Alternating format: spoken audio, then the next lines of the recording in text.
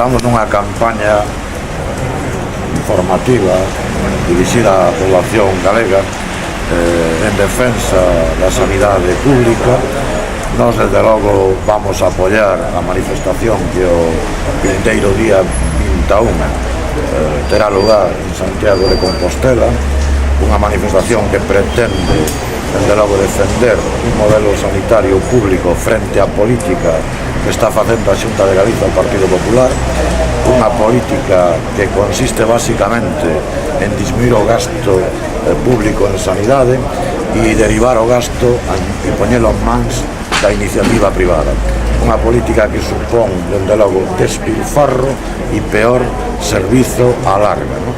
Por lo tanto, un intento indisimulado do Partido Popular de avanzar cara á privatización ao que nós nos opoñemos e esperamos que con nós miles de cidadáns neste país. En 2 anos vamos en 400 millóns de euros de recorte.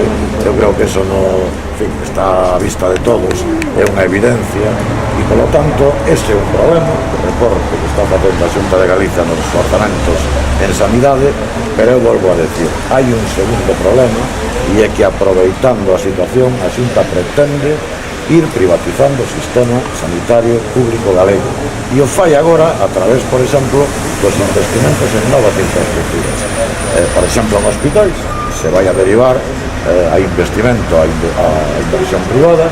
Eso, ao final, supón un sobrecosto de servicios que pagaremos todos e todas.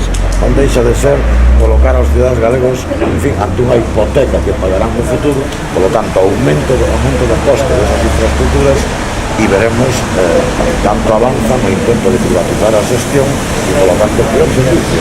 E esa é unha cousa que é así, despilfarro de medios e peor servicio. Esa é a línea na que pretende avanzar o Partido Popular e non é a línea que compartimos, porque nós, de logo, creemos que o sistema sanitario público ten que seguir sendo público, mellorado, pero público.